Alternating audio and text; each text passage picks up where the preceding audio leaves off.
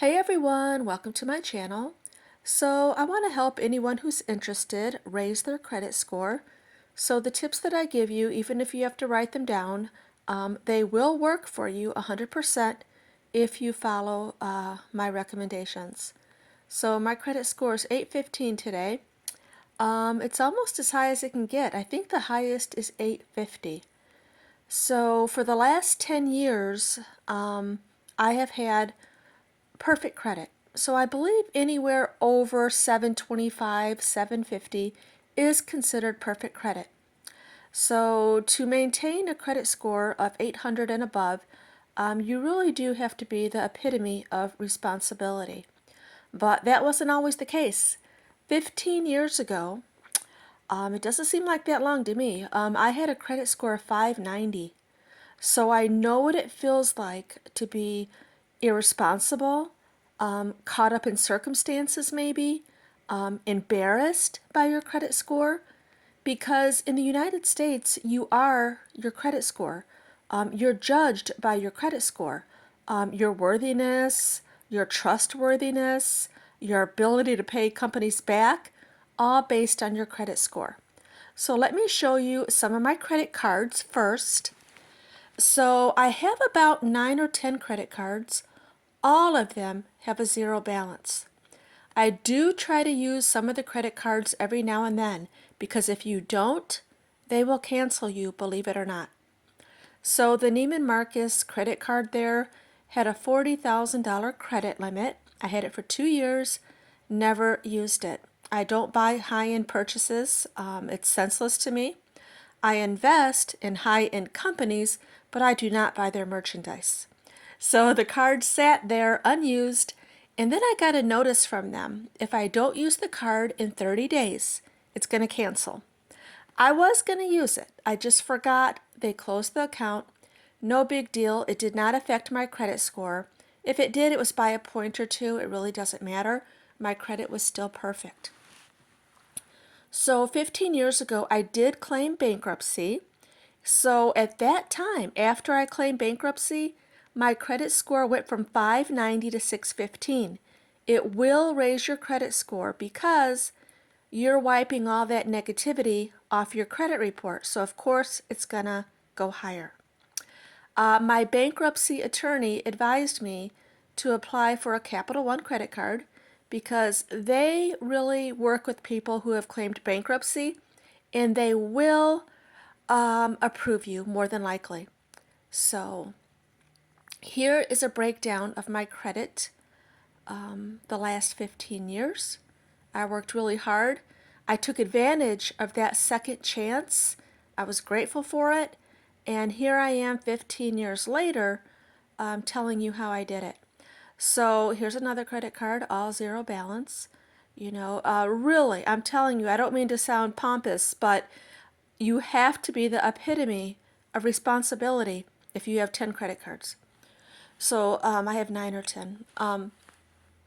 I use them as a tool to raise my credit score, and it worked.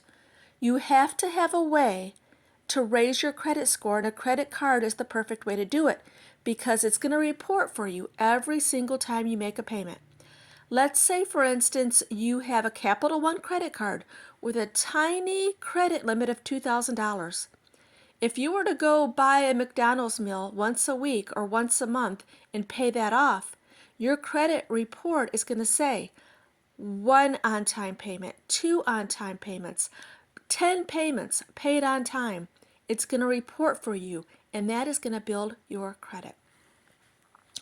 So if you can't afford to claim bankruptcy, I believe mine cost about $1,000. Here's another way.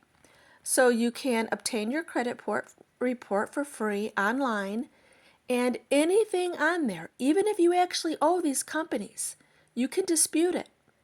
If the company does not get back to the credit bureau within 90 days, that is wiped clean from your credit report. 90 days. And about half the time or more, they won't get back, and that'll wipe that right off your credit report. So claiming bankruptcy is definitely a second chance. I took full advantage. The days of myself being irresponsible, is definitely over. So now I'm, like I said, I am the epitome of responsibility because you are your credit score. I know what it feels like to be embarrassed by your credit score when you want the simplest thing. I do believe that you can't even get an apartment if you have a bad credit score. Am I right or am I wrong? I've heard that. But anyway, I worked really hard to maintain my credit. So for the last 10 years, I've had perfect credit. But let's say, for instance, you just don't have any credit. So it's not bad, you just don't have any credit. Open up a credit card. Like I said, start with Capital One. They might give you a credit limit of maybe $2,000. Work with that, but be responsible because credit cards can be a tool to help you a great deal, like they've helped me a great deal, or they can wreck your life if you're not responsible. So be really careful with that. So here I am today, 15 years later. Now, if you think, oh my God, it's going to take me 10 years to build my credit, it's going to take me 5 years. Well, those years are going to come anyway. So 15 years ago, I claimed bankruptcy. 15 years later, I'm sitting here with excellent credit. You're going to need your credit for the rest of your life. Those years are going to come anyway.